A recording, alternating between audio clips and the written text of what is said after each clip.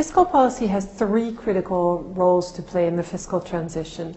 The first one is through helping get the prices right, removing fossil fuel subsidies and putting in place carbon taxes. And that brings us to its second role. A carbon tax is an extremely important instrument also because it raises revenue. Once you've raised revenue, you have revenue available to redistribute and to make sure that there are no negative impacts on the poor.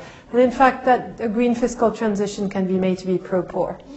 It may also help with the political economy of reform because you have resources to redistribute and soften the blow on those sectors and those part of the economy that stand to suffer.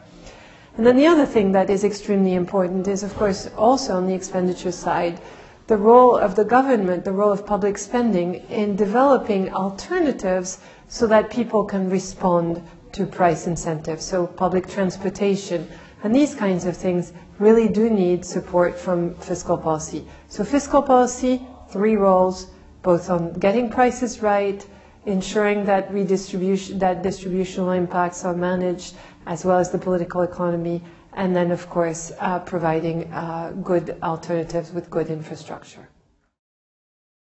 There's a lot of research that still needs to be done on the actual impact and the effectiveness of different policy instruments. So one of the things that we do need to do is to make sure that all these green reforms and these tax reforms that are being done are accompanied by impact evaluations and evaluations that show what impact they have not just on the environmental goal, but on overall growth and on distributional issues. So for example, this morning we had a presentation by Professor Metcalf whose work has shown that in British Columbia, the impact of the carbon tax has been, there has been no negative impact of the carbon tax on growth. Others have been looking at the distributional impacts and also found that there was no negative impact. So we really need to find out what these impacts are on more than just the environmental goal, but on the overall economy.